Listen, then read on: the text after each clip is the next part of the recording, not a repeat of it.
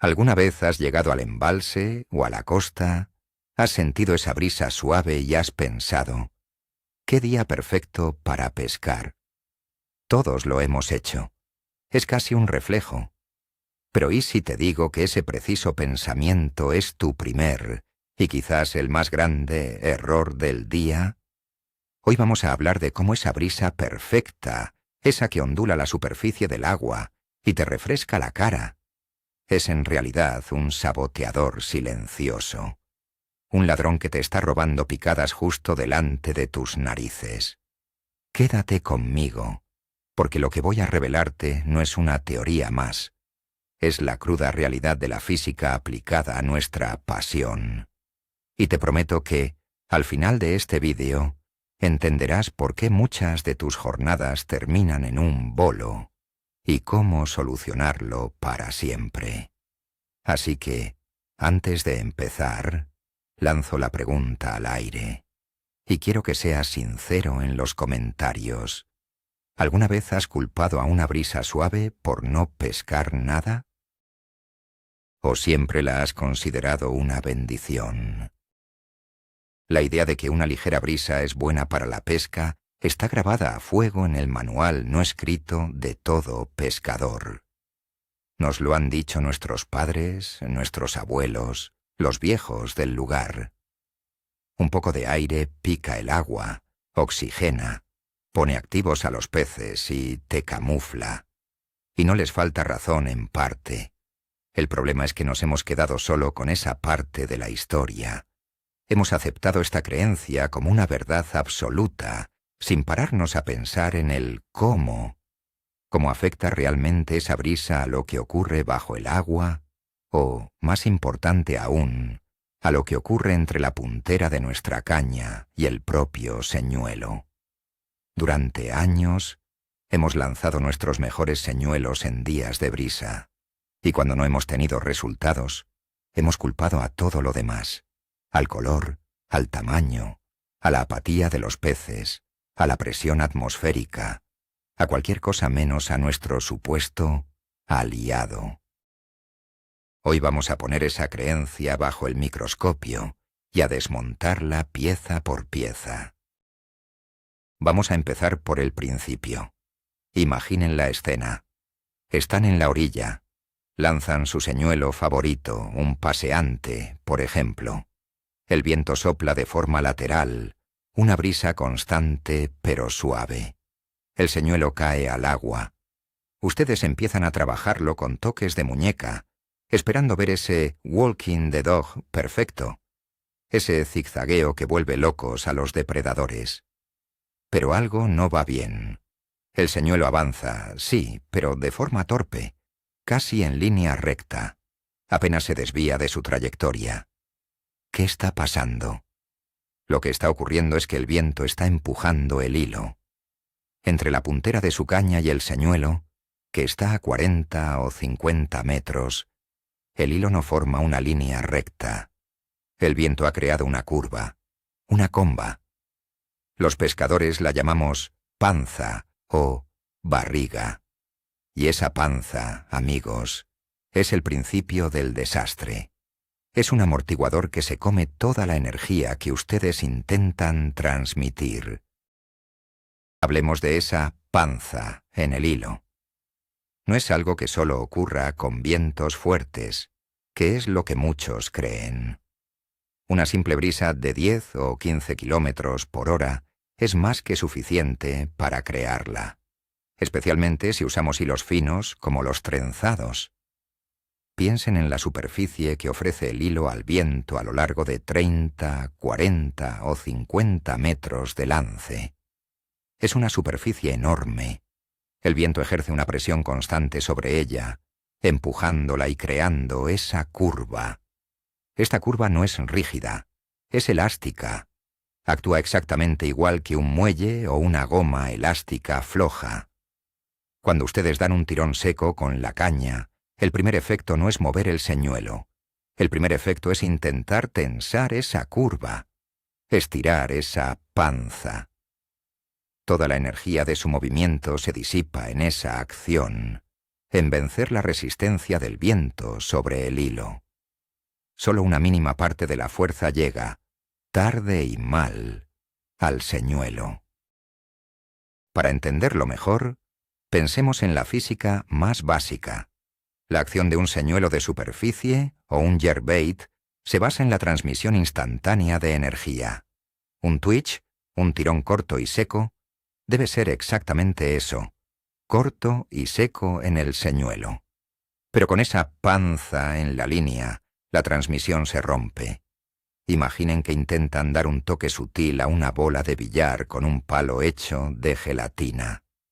Por mucho que muevan la mano con precisión, el palo de gelatina se doblará, absorberá el movimiento y la bola apenas se moverá o lo hará de forma errática, pues su hilo, con la comba creada por el viento, es ese palo de gelatina.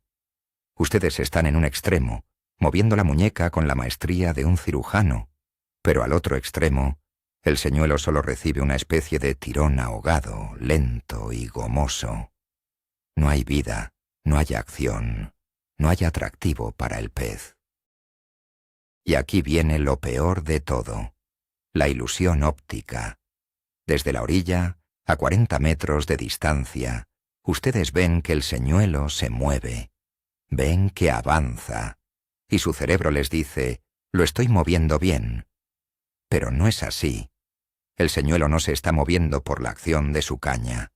Se está moviendo porque la propia panza de la línea, al ser arrastrada por el viento, tira de él de forma lateral. Lo que ven es un simple arrastre, no una acción de pesca. Su paseante no está paseando, está siendo remolcado de lado. Su popper no está escupiendo agua con golpes secos, está chapoteando torpemente mientras la línea lo arrastra. Es una trampa mortal para el pescador, porque creemos que estamos haciendo lo correcto, cuando en realidad nuestro señuelo es un trozo de plástico inerte, siendo arrastrado por el agua. Y, seamos sinceros, ningún depredador que se precie va a atacar eso. Veámoslo con un ejemplo muy claro. Un popper. La efectividad de un popper reside en ese pop sonoro y en el desplazamiento de agua que genera. Para conseguirlo, necesitamos un tirón seco y corto que haga que su boca cóncava golpee el agua con fuerza. Ahora metamos la brisa lateral en la ecuación. Lanzamos. Se forma la panza.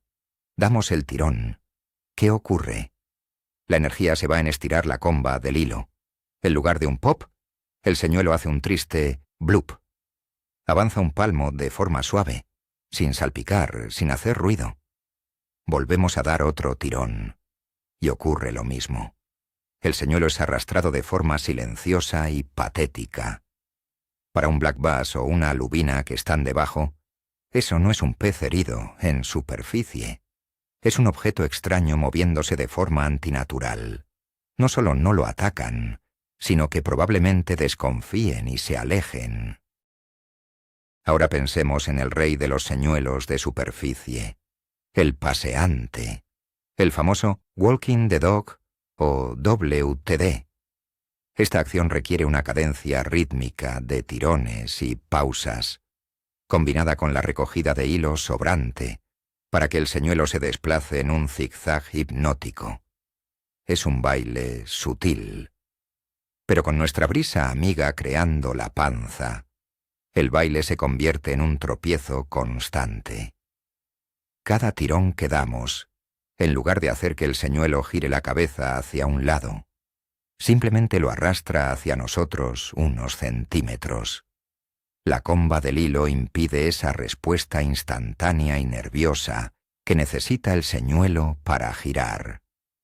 El resultado es un señuelo que avanza a trompicones, mayormente en línea recta, con algún que otro bandazo torpe. Es la antítesis del walking the dog. Es un arrastrando al perro muerto. Y eso, créanme, no pesca. Bajemos un poco de la superficie y hablemos de los jerkbaits. Estos señuelos están diseñados para realizar jerks, es decir, desviaciones laterales bruscas y erráticas bajo el agua, imitando a un pez herido. Su acción depende, una vez más, de la transmisión directa de los tirones de la caña. Con la panza en el hilo, el resultado es desolador. Cada jerk que intentamos dar se transforma en un simple tirón progresivo. El señuelo, en lugar de cortar el agua hacia un lado, acelera suavemente en línea recta y luego se detiene. Pierde toda su agresividad, toda su capacidad de provocar una reacción en el depredador. Lo convertimos en un simple crankbait sin babero, en un pez artificial que se mueve sin gracia, y nos extrañamos de que no nos piquen, mientras culpamos al color o al modelo del señuelo que compramos la semana pasada. El problema se agrava porque, como pescadores, caemos en un círculo vicioso de malas decisiones. Al ver que el señuelo no responde, ¿qué hacemos instintivamente? Damos tirones más fuertes, aumentamos la violencia del twitch, pensando que así la energía llegará al señuelo. Pero lo único que conseguimos es empeorar las cosas. Un tirón más fuerte crea un arrastre más largo y menos natural. Hacemos que el señuelo se mueva de forma aún más irreal, y seguimos sin picadas. Entonces, cambiamos de señuelo. Ponemos otro paseante, otro popper, y el resultado es el mismo. Al final del día llegamos a la conclusión equivocada. Hoy los peces no comen, o estos señuelos no valen para nada, cuando la verdad es que cualquier señuelo habría fracasado en esas condiciones, manejado de esa manera. El problema no era el señuelo, era la técnica. Y dentro de todas las condiciones de viento, hay una que es la peor, la más traicionera: el viento cruzado. El viento que nos da de lado. Cuando el viento viene de cara, la panza se forma hacia arriba y es más manejable. Cuando viene de espalda nos ayuda en el lance y la panza es menor. Pero el viento lateral es el asesino silencioso de la acción de nuestros señuelos. Crea una comba lateral inmensa que es casi imposible de controlar si no se sabe cómo. Es el que más deforma la trayectoria del señuelo y el que más energía absorbe. La próxima vez que estén pescando con viento de lado y no tengan picadas, no lo duden. El 90% de la culpa la tiene la panza que se está formando en su línea y que ustedes probablemente no están gestionando correctamente. De acuerdo, ya hemos identificado el problema en toda su magnitud. La brisa crea una panza en el hilo, y esa panza mata la acción del señuelo. La pregunta es, ¿qué hacemos? ¿Nos vamos a casa cada vez que sople un poco de aire? Por supuesto que no. Hay soluciones. Y la primera, la más importante, y la que pueden aplicar ahora mismo sin gastar un solo euro, es cambiar la posición de la caña. La inmensa mayoría de pescadores, por defecto, pescan con la puntera de la caña alta, apuntando al cielo. Esto es un error garrafal cuando hay viento. Al tener la puntera alta, ofrecemos la máxima longitud de hilo posible al viento, creando la mayor panza imaginable. La solución es simple y radicalmente efectiva. Bajen la puntera. Peguen la puntera de la caña al agua, literalmente a pocos centímetros de la superficie. Analicemos por qué bajar la puntera de la caña es tan increíblemente efectivo. Al hacerlo, conseguimos dos cosas fundamentales. Primero, reducimos drásticamente la cantidad de hilo expuesta al viento, en lugar de tener 50 metros de hilo formando un arco en el aire. Tenemos la mayor parte de ese hilo dentro del agua o rozando su superficie, donde el viento apenas tiene influencia. El tramo de hilo que queda expuesto al aire entre la superficie y la puntera es mínimo. Segundo, al tener el hilo en el agua, La propia tensión superficial del agua nos ayuda a mantenerlo más recto. El agua ofrece una ligera resistencia que contrarresta el empuje del viento. Con este simple gesto, hemos eliminado el 90% del problema de la panza. La conexión con nuestro señuelo se vuelve mucho más directa y nuestra acción, ahora sí, llega a su destino. La segunda gran solución está en nuestro carrete, o más bien, en lo que tenemos dentro de él. El tipo de línea que usamos tiene un impacto brutal en la formación de la panza. Y aquí, el hilo trenzado, que tanto nos gusta por su nula elasticidad y resistencia, es nuestro peor enemigo con viento. ¿Por qué? Porque es extremadamente ligero y flota.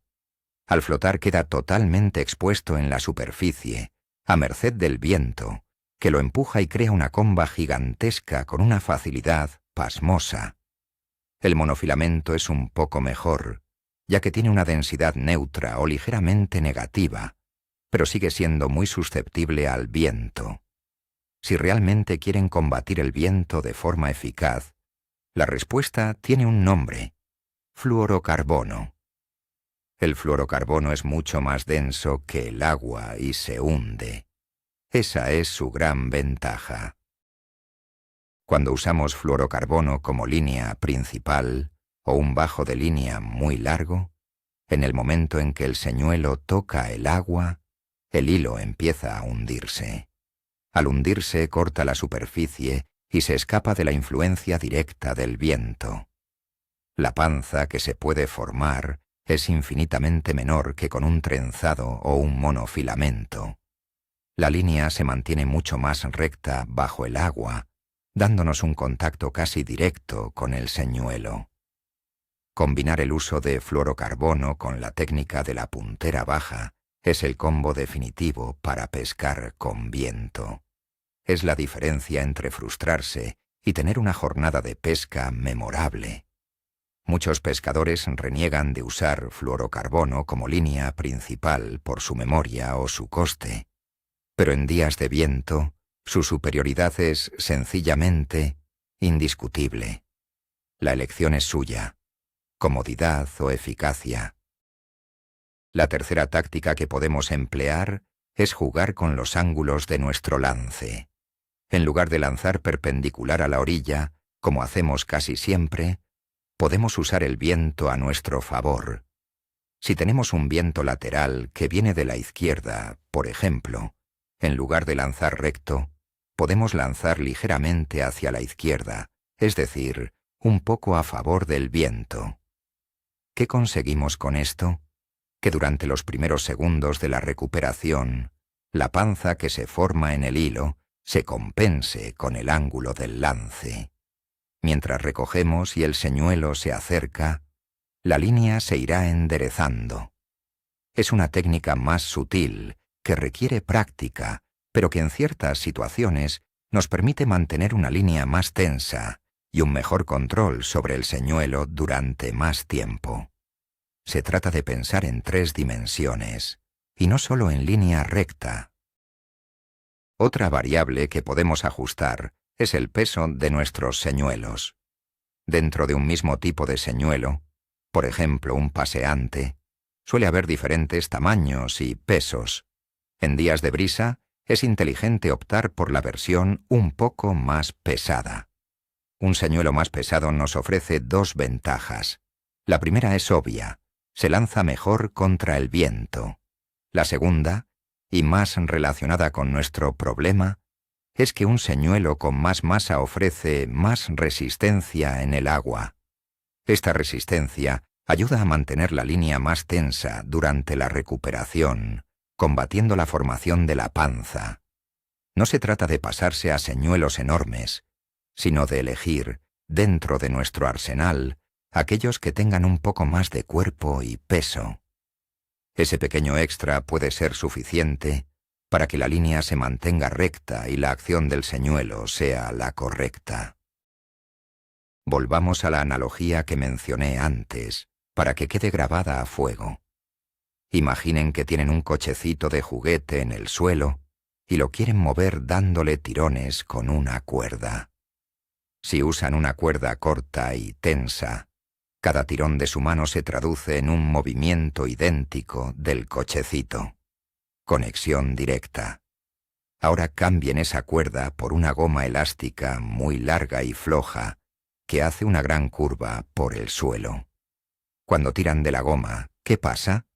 Primero la goma se estira, se tensa, y solo cuando ya está casi recta, el cochecito empieza a moverse, y lo hace de forma suave, sin brusquedad. Han perdido todo el control. Pues bien, la cuerda tensa es su línea sin viento, o bien gestionada. La goma elástica es su línea trenzada con viento lateral y la puntera alta. Ustedes eligen con qué herramienta quieren pescar. El mayor obstáculo para aplicar todo esto no es técnico, es mental. Tenemos que desaprender lo que creíamos saber. Tenemos que romper esa asociación automática y positiva que hacemos con la brisa. No significa que la brisa sea mala. Una superficie rizada sigue siendo buena para camuflarnos y activar a los peces. Lo que es malo es ignorar sus efectos sobre nuestro equipo. El pescador inteligente no es el que evita el viento, sino el que se adapta a él. Es el que ve la brisa y, automáticamente, en su cabeza, se activa un protocolo. Puntera baja, línea tensa, tirones firmes. Es un cambio de mentalidad, dejar de ser una víctima pasiva del viento y convertirnos en un gestor activo de sus efectos. Ese es el salto de calidad que diferencia a un pescador aficionado de uno avanzado. Les propongo un experimento muy simple para la próxima vez que salgan a pescar y haga un poco de brisa lateral. Elijan un paseante o un popper. Hagan 5 lances pescando como siempre, probablemente con la puntera de la caña medio alta. Observen con mucha atención cómo se comporta el señuelo. Fíjense en su movimiento, en si es nítido o perezoso. Después, hagan otros 5 lances, pero esta vez, obligándose a mantener la puntera de la caña a un palmo del agua durante toda la recogida. Comparen la acción del señuelo. La diferencia será tan brutal, tan evidente, que no necesitarán que nadie más les convenza. Lo verán con sus propios ojos. Verán el señuelo cobrar vida. Y ese día, algo hará clic en su cabeza y su forma de pescar en días de brisa habrá cambiado para siempre.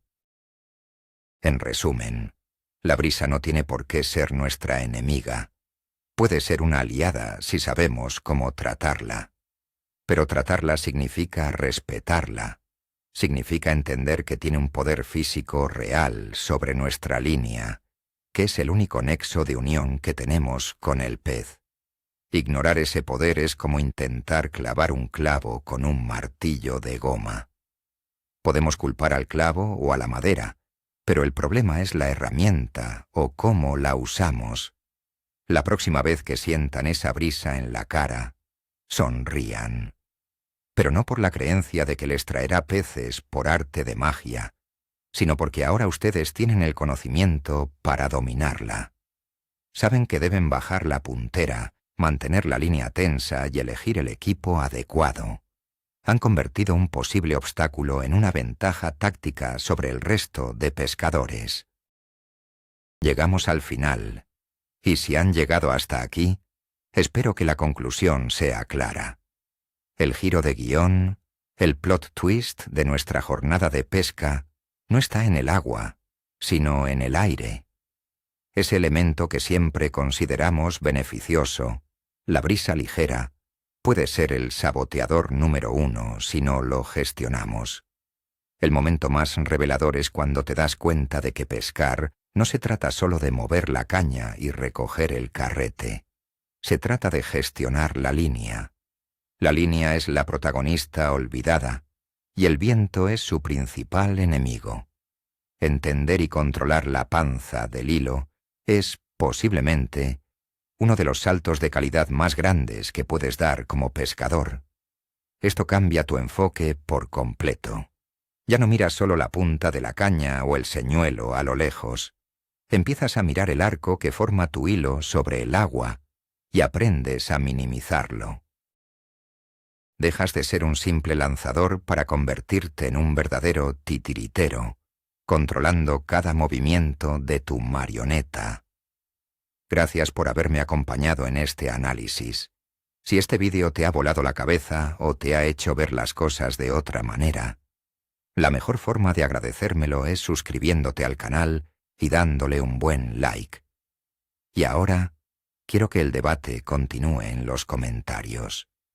¿Cuál ha sido el mito de pesca que rompiste y que cambió por completo tus resultados? Quiero leer sus historias. Nos vemos en el agua.